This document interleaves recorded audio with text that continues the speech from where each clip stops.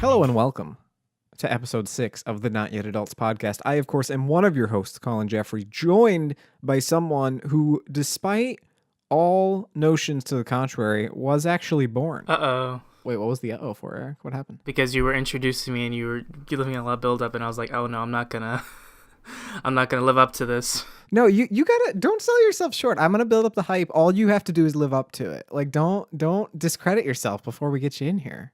You got this, man. Thanks, dude. Eric, how's your week going, buddy? Pretty good. Every episode's gonna be the same. I've been working. Yeah, I know. I did last summer because I couldn't do Twitch streaming because my Wi-Fi sucked. I did one vlog a week that was just like me sitting down and talking to the camera for 15 minutes. And the first few minutes would always be what I'd been up to that week.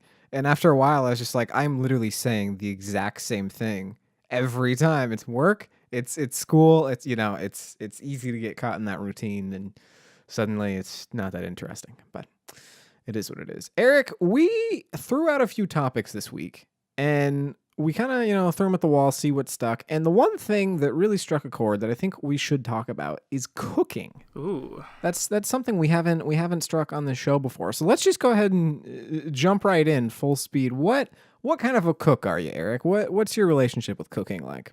oh boy. Well, throughout my childhood, I haven't obviously not really cooked for myself. When you grow up, your parents do that for you. As you get older, the high school into college, you're like, I want my own food, my own time, and so you kind of dabble. But like for me, I'd say I'm very much an amateur. I can cook eggs, which everyone can. I can make, I don't know, top ramen, which is like kind of the quintessential college kid food. Now, real quick, when you make ramen, how much broth do you leave in it? All of it. Oh, God. You see, I can't do that. I drain literally all the broth from my ramen. Mm-hmm. Yeah. I don't know about that. All right. Well, we can't all be winners. It's fine. I'm not a very fancy cook. I just kind of like, I'm very basic as far as my taste buds and my tastes are concerned. Do you like to add a lot of flair to your cooking? No, not at all. I am not a cook in any way, shape, or form. I mean, you mentioned in college kind of trying to cook a little bit, and that was sort of a thing. And for me, I feel like since graduating, I've been just the slightest bit more interested in cooking. I made like a stir fry the other day for the first time, and I was like, oh, this kind of turned out pretty well, and it was not that hard to make. What was in it? It was like eggs and onions and bacon and just like hamburgers. I don't really remember. It was pretty good though. Oh, that sounds pretty good. Yeah, it wasn't bad. I mean, it was not terribly healthy for you, but it was fine. There's some peas and carrots in there, that sort of thing. But yeah, I feel like it's hard because, as you mentioned, when you're growing up, your parents cook for you. That's just in most households, that's how it goes. And depending on how adventurous you are, maybe you experiment with it a little bit. But it's not until you're away at college that you really have to worry about food for yourself for the first time. And for me, it was discouraging because in the hall I lived in, the dorm, especially this last year, the kitchen, all the appliances and everything were just so hilariously outdated that like the couple of times I tried to cook, it just burnt it to a crisp. And I was like, okay, this is it. I'm done. I'm going to the student store. I'm buying whatever's there. I'm just going to sit down and eat it, because it was just discouraging to cook. And like, I remember on Thanksgiving, I tried to make like a pizza from scratch basically. And I was reading all these directions and all that. And I put it in the oven for basically a minimum amount of time just to see what would happen, not even thinking it would be anywhere close to done. And I pull it out and it's just charred black. Oh, jeez. And that was Thanksgiving. That was like my Thanksgiving dinner. And I was just like, God, this is so... Thanksgiving is ruined. Yeah, my God, man. I that's a whole other topic, but the last 2 or 3 years have always had bad Thanksgivings. I don't know why. It just always happens. It's a Thanksgiving curse. Thanksgiving curse, man. That turkey, I shouldn't have buried my dead in his burial ground. I don't know. But yeah, I don't know. I feel like in college it can be really discouraging to cook because you just don't have that much available to you. For me, it was more of an intimidation thing. Like for my last year at college, I lived in a house with 3 other people, like a block off of campus, and the appliances were pretty good. I just looked at them like alien devices and was like, how do I mean, I know how this operates. I know the basics how to use this, but I don't know how to like, make anything particularly special with these kinds of things. And I would occasionally go into the kitchen, and one of my roommates would be there cooking some like fantastic meal that smelled heavenly, and I asked them what it was, and they'd say some like really like ethnic name or something that I've never even heard before, and then I'd say like, wow, that's really like, was there a special occasion, like why are you making something so like decadent? And they're just like, oh, it's just dinner, like like basically like I woke up like this. Like it was so simple to them, because some people just like have that sort of knack for cooking because they've done it for a lot longer, and so going into college and living on themselves, it's like nothing, it's like another it's just another thing to do. Whereas with me, I'm just like, oh man, let's see, I can cook eggs. I figure out how to make hamburgers. It's the easiest, like 1 + 2 = 3 kind of meals are just the only thing I can do. But anything special or anything that like requires like spices and like a variety of ingredients, it's just it's still a mystery to me. I really have to like put my foot through that door and start learning how to like actually cook instead of just like fry things. Now, at the risk of getting like way too deep here, for you, is there a feeling of like inferiority there when a friend of yours or someone you're close to can cook really well, and you're like, I can't at all? Do you feel self-conscious about that, or does it not really bother you? I think there's a bit of self-consciousness to it. Like when I'm hanging out with friends and they're cooking, like it's more just like an interest, and like I'll be like peeking over their shoulder and being like, ooh, what are you doing? And like it's very cool to see people my age like it's cool, but it's also kind of like disheartening, I guess is the word, to see people like my age, my friends and family, cooking these elaborate meals, because it's like, this is something I should be doing. Like I think it's really cool that they're doing it, and like I'm sure it's gonna be freaking delicious. But I'm like, man, I feel like I should already know how to do stuff like this, and I haven't gotten there yet. That said, though, they don't know how to operate a jib like you do. So like it evens out, yeah. Yeah, I beat them in that regard. But no, I feel like what always comes to mind for me is like that classic example of like you're dating someone and you go over to meet the parents, and it's like you're all making dinner together and you're in the kitchen, and the couple of times I've been in that scenario, it's always like, I don't know what I'm doing. I'm so sorry. I'm gonna mess this up. Like you never want to get to that level, where you're just so embarrassed to even be in the kitchen that you can't even do anything. So I feel like it's good to be, even if you're not an adept cook, just to be maybe literate when it comes to cooking, if that makes any sense. Just to have a basic working knowledge of how cooking works. But yeah, I mean, I definitely get self-conscious about that, especially, when I'm, like you said, around friends that are good at cooking or whatever. It's something that I often don't even feel comfortable helping with, because I'm like, I'm just gonna ruin it. I'm so sorry. It's gonna destroy your whole recipe. So I don't know. That's kind of how my relationship with it is, I guess. So the few times that you did try to cook in college, did it go well or not so much? Well, I don't think I've ever burned anything. Like I said, the place I lived at off campus had pretty good appliances. So, but it was just always like, I would figure out something like hamburgers, and I would just, it would be the same every time. Like, just regular hamburger with a bun, so, like sometimes with cheese, sometimes without. Like one time I discovered like the spice rack above the oven had like I think it's called Johnny's seasoning salt, and I was like, oh, I think I remember my mom using this, so I put that on there and it tasted better. But it's like, no, it would always be, I had like 3 things I made, and I made them pretty good, and so I just kept making them. It was either that, or I would just like get like microwavable food, like TV dinners from the on-campus grocery store. There's something so like unnatural about like putting something in the microwave, pulling out and peeling off this plastic like cover, and having all this food that's kind of like wrinkled and like well pushed together, like eating that with a fork and knife. It's just. Did you have a meal plan when you were at PLU? For the first 2 years, but then when I was living off, it ended up being like, for me at least, not worth it. So I ended up like when I lived off campus doing without a meal plan and just kind of fending for myself because then because I don't have like a huge appetite all of the time, so the meal plan for me was just kind of like a waste of money. Whereas, not all of the money, but like I would end up having to spend a lot near the end to use the money before it went away. So for me, I did have a meal plan because I lived on campus both years. And basically, how it worked to people who didn't go to our university with us, it was like Monday through Friday, dinner time, you got unlimited food. So that wasn't a problem. It was Saturdays that it made more sense to go buy whatever food they had at the store than go to the cafeteria and eat. And that's always when I got really sad in the week because I was just like eating this disgusting microwave dinner that just you stick in the microwave and like it kind of cooks but not really, and it just doesn't taste like real food. And I'm just like depressed is too strong of a word to throw around, but I was just like, I hate everything about this.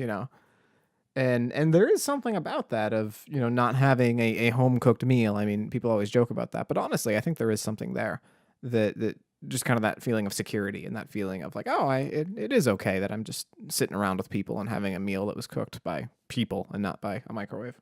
Speaking of eating food and feeling sad, I remember like this is something I recently had to make a big change of because I noticed like how it finally hit me how bad it was. You ate an entire gallon of ice cream. Oh my god, you nailed. Well, it wasn't a full gallon, but yeah, it would be like there were some weeks at PLU where like once every other day I was eating a full pint of Ben and Jerry's, and it's one of those things where like they give you a cap where you're supposed to like reseal it and put it in the freezer, but I was like, screw that, and I would eat the whole thing, and like it got to the point where I'm finishing, I'm like, I'm not even hungry, I'm just shoveling this ice cream into my mouth, and by the time I finished, I was like, I felt so bad, not just because it was bad for me, but because like I physically like felt like tired and like I don't know, it made my joints hurt. Well, when you eat freaking 2,000 calories worth of dairy and sugar, like that's just gonna happen. I did the exact same thing, but I wasn't quite as crazy as you. I did it once a week, and I only did it when I was watching Walking Dead. That was the only time in the week that I'd allow myself to have ice cream. So you made it to Sunday night, it's okay. Watch Walking Dead, have a pint of ice cream. Yeah, ice cream's dangerous. Yeah, ice cream is dangerous. I've been doing this. It's not really a diet. It's just this like promise I made to myself. Well, I mean, I already kind of went back on the promise. Like at the beginning of summer, I promised I wouldn't have any ice cream at all throughout the summer. And then I hung out with friends and we had ice cream, and I realized like, oh, this isn't gonna work. So then I said, okay, I'll only do it on Fridays, and it'll only be like half a pint. And so like every Friday, only on Friday, I would get a pint of Ben & Jerry's and then half of it, and then save it for the next Friday, and then half, and then rinse and repeat. So I've limited it. It's still a pretty decent amount on a pretty regular basis, but at least it's not like a full pint. You're not gaining 10 pounds a week. Yeah. Yeah, a few months back, I want to say like maybe March or April, I made kind of a big deal about it, so you might remember, I don't know. But I basically decided I was only going to do sugar once a week as like this. I'm only going to do dessert once a week, I guess is the best way to say it. So like having an apple or an orange, that's fine. That's like natural sugar. It's good for you more or less. But like whether it's the syrup on pancakes or ice cream or cookies or whatever, I only do that sort of thing once a week. And that for me has been really good because, like you said, with something like ice cream or some sort of dessert, it's really hard to have self-control. And so you can just freaking eat the whole thing and then you feel terrible afterwards. You never feel as good as you think you're going to. It's always, I shouldn't have done that every single time. And then you forget how bad it makes you feel, and you only remember like, oh, this thing tasted good, I'll have this, and then you eat it, and then it's good at first, and then rinse and repeat, it goes back to the feeling bad and the feeling like tired and gross. Yeah, and it's never worth it, never. And so for me, it's been kind of having one day a week. The day alternates, so I don't have it a set day, but just once I've had it that week, I can't have it again until the next week. And for me, that's been a really good way of like, you're hungry, okay, don't go the easy way and go get the ice cream or cookies. Go, make something. Go have some fruit, whatever. And for me, that's been really good because it means I don't eat myself into a food coma every Sunday or whatever. Eric, kind of switching gears, we talked about cooking in college. We talked about kind of food with our family. What is cooking like for you now since graduation? Well, honestly, I feel embarrassed to say this, but not much has changed. I still, make a pretty basic breakfast, lunch, and dinner, or I just like go out and get food.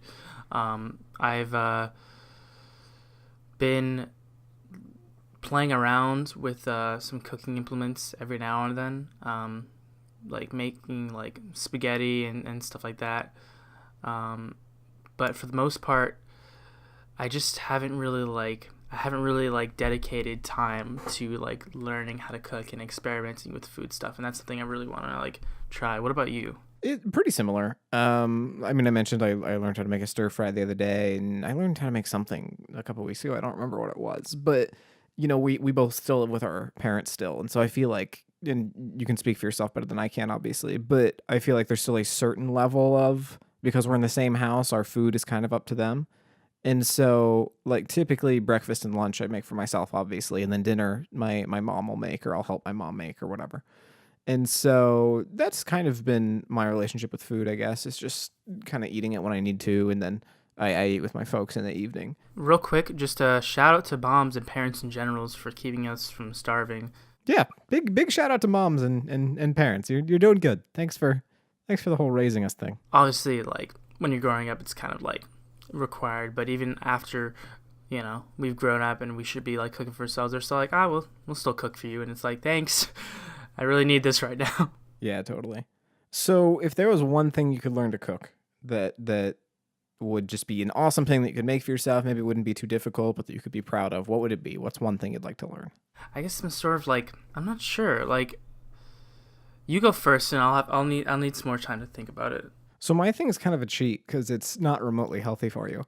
But about, I don't know, 4-ish years ago, this girlfriend I had at the time made this thing that it was basically this 5-layer croissant dish.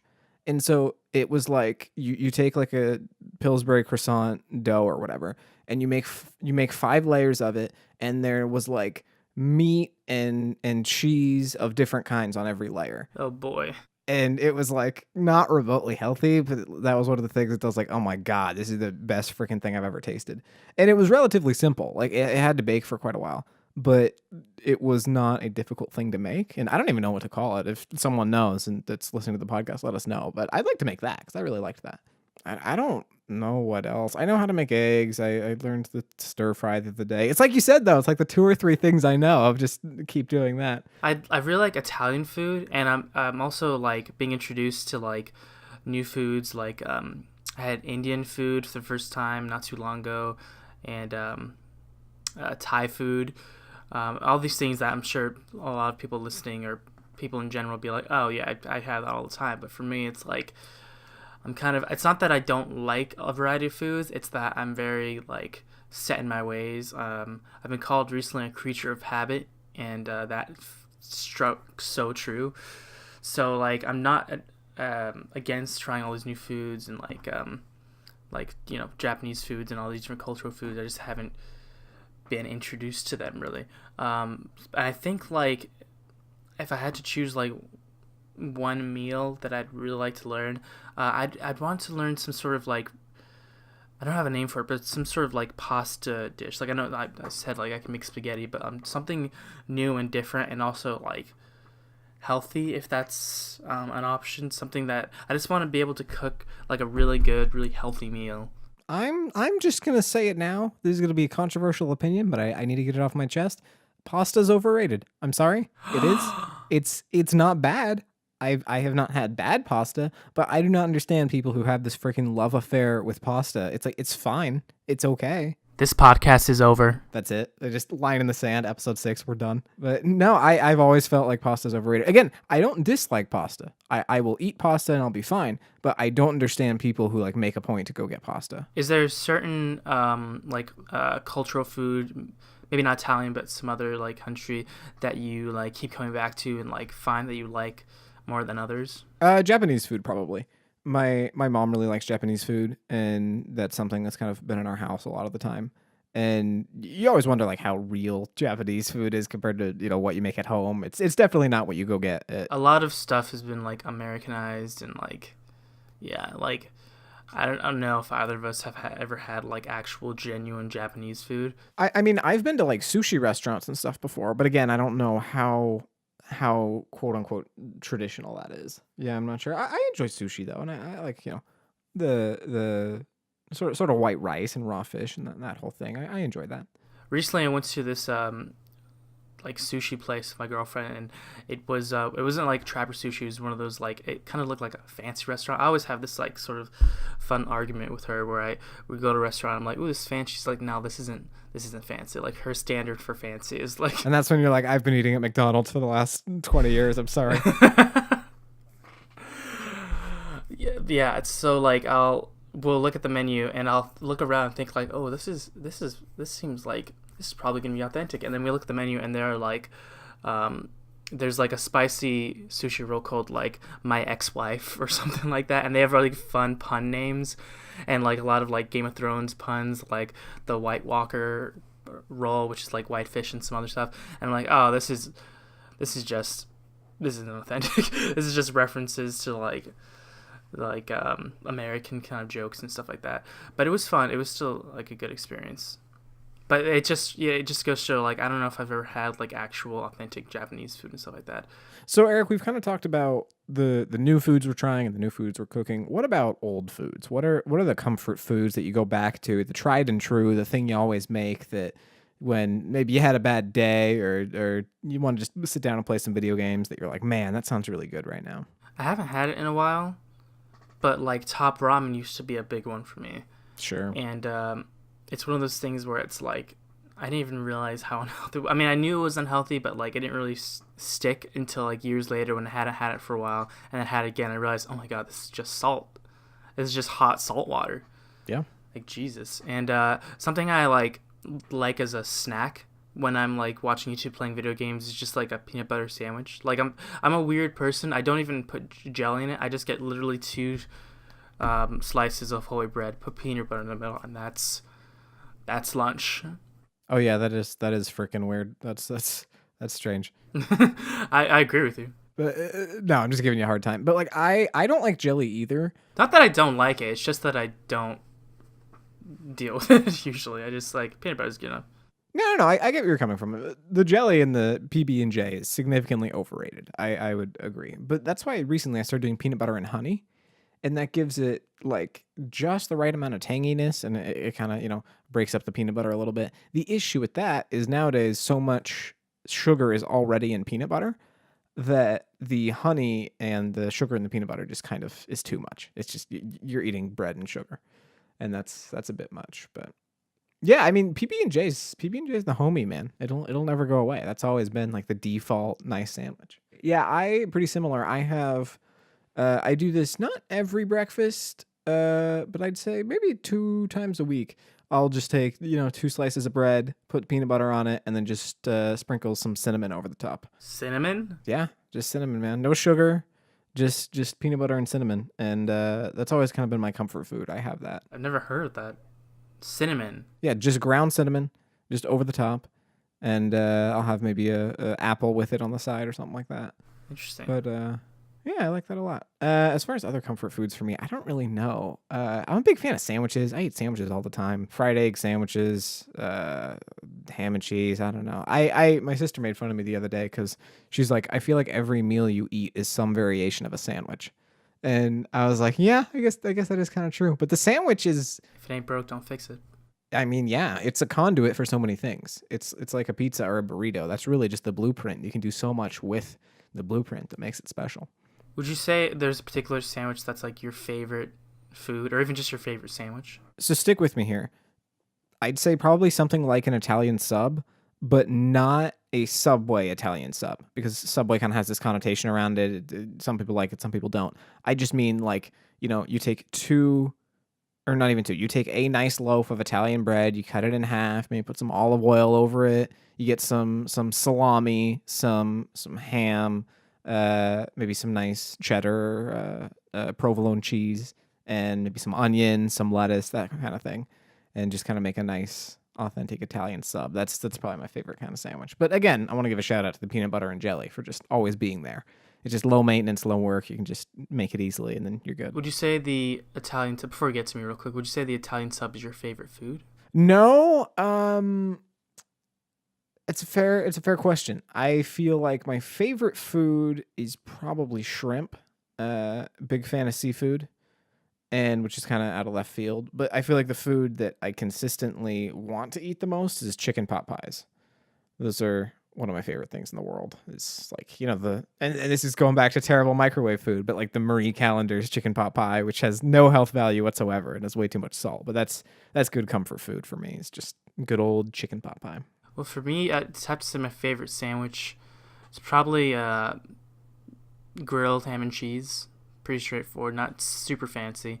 Sure. And my favorite overall food, if I had to choose one, it's gotta be pizza. I always come back to pizza. I've never made my own pizza because it seems a bit more complicated. Not super complicated, not as complicated as many foods, but like, if you're making it straight from scratch, you gotta like use yeast and like stuff like that, and it's a whole new ball game for me. But pizza, I'll always come back to you, my love. Mwah.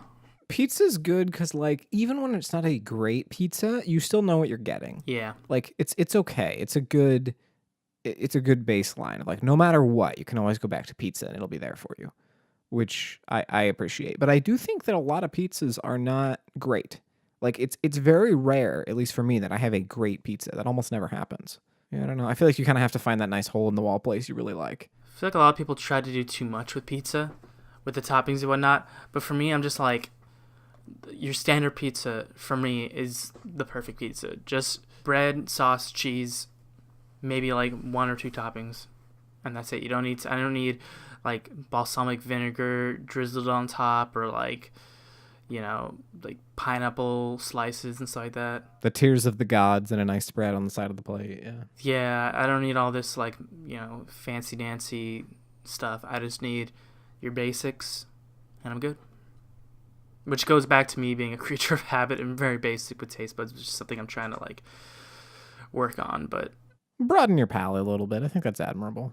Yeah, I would agree. I feel like pizza it's a turnoff to me when it's just piled on with all these ingredients and all these toppings, and it's like the piece is literally like crumbling in your hand as you're trying to eat it because it's just collapsing in on itself. That's always not my kind of thing. I'm with you. More like one or two toppings. Toppings? Yeah, toppings. One or two toppings is usually where I want to be. But alrighty, folks. Well, I think we are ramping down here. We talked about food and cooking and variations thereupon and all the unhealthy habits that Eric and I have. Eric, let's do this. You and I haven't talked about this, but let's try between now and we'll say the next episode, we both try and learn how to cook one thing. No. No? You're not doing it? I'm just kidding. No, Eric's like, no, I'm out. Sorry. Can't do it. Come on, man. It's fun. Let's do it. I know you're trying to have fun. I know you're trying to challenge us. Hey, man, I appreciate what you're doing, but there's no way it's going to happen. Yeah, that sounds like a good challenge. What do you have any suggestions? No, definitely not. I did think that far ahead, but I think if you and I both try to learn one thing and maybe it goes terribly, maybe it doesn't, but we can just, bring it on to the next episode and we'll have a nice story to tell. And maybe it goes terrible and that's okay. That's kind of life sometimes. You try new things and it goes awfully. You're still full of hope, Collin. I mean, I am what I am, and that is either a complete optimist or a Batman leveled pessimist. Just we're doomed and everything's screwed and it's all terrible for us. Well, folks, this has been episode 6 of the Not Yet Adults podcast. Thank you all so much for listening or watching or consuming through whatever media you have chosen. Speaking of medias that you have chosen, we are all around the internet. We are on YouTube, we're on SoundCloud, Apple Podcasts, Google Podcasts, Stitcher, all the places that you can listen. We are there. And if by some miracle or act of weird circumstance we are not on your podcast service, let us know, because we would like to get on there and we want to make this as easy for you to listen to as possible. We're also on Facebook, we are on Twitter, we are on Instagram, we are on Reddit at Not Yet Adults, pretty much everywhere. The Reddit is r/Not Yet Adults, and check that out because I don't think we've gotten a ton of activity there and we want to start interacting with people on Reddit a little bit more. So definitely go check out our subreddit. Yeah, we'll be back Monday morning, 9 a.m. Pacific time with episode 7 of Not Yet Adults. Who knows what it'll be about, but it'll probably be something good, I feel like. It's probably probably a 60% chance it'll be a good episode, I'd say. I was gonna say 7 or 8, but 50, 60 is probably more. I mean, hey, if 50% of our episodes are good, that's a lot of good episodes. As long as we keep making them. Hey, man, we haven't stopped yet. We're 6 episodes in. Nothing to stop us yet. So For shizzle. Well, folks, thank you so much for listening. Thanks for being here. Thanks for being you. And until next time, this has been Not Yet Adults. We love you. Bye. Mwah.